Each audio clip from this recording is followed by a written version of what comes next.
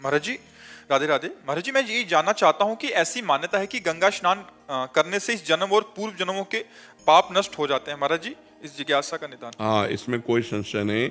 स्नान तो बहुत दूर की बात है। अगर 400 कोस दूर से गंगा गंगा गंगा ऐसा बोल दे तो निष्पाप होने लगता है। गंगा गंगा यो ब्रूयात योजना नाम सतैरपि। 100 योजन का मतलब होता है 400 कोस। 400 कोस दूर से अगर गंगा गंगा गंगा उच्चारण करे तो उसके पाप नष्ट होने लगते हैं। तो गंगा पापम शशि तापम दैन्यम कल्पतरुष तथा। कल्पतरु गरीबी का नाश करता है, चंद्रमा ग्रीष्मता का नाश करके शीतलता देता है, गंगा पाप का नाश करके पुण्यमय बना देती है। ये तो पक्का बात है कि गंगा स्नान से पाप नष्ट होते हैं, पर पाप की प्रवृत्ति नहीं, इसीलिए लाभ नहीं मिल पाता। समझ पा रहे हो? गंगा स्नान से पाप नष्ट होते हैं पर पाप की प्रवृत्ति नहीं।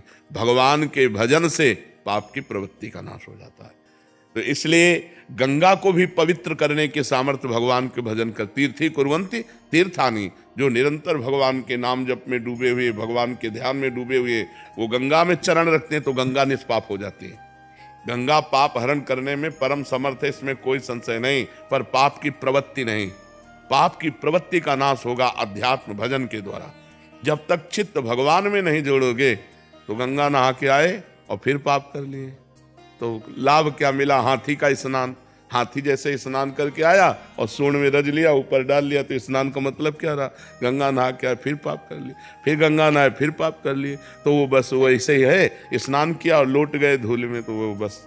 तो पाप की प्रवृत्ति का नाश होना चाहिए, और वो नाश होता है भगवान के नाम जप करने से, भगवान की लीला कथा सुनने से, भगवान के भक्तों का संग करने से, भगवान की प्राप्ति की लालसा करने से।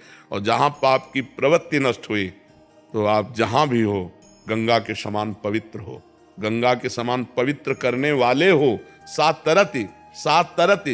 लोकान तारयति मम भक्ति युक्तो भुवनम पुनातु। लोकों को पावन करने के सामर्थ्य रखता है वो महात्मा जो निरंतर अपने चित्त को भगवान में लगाए हुए है।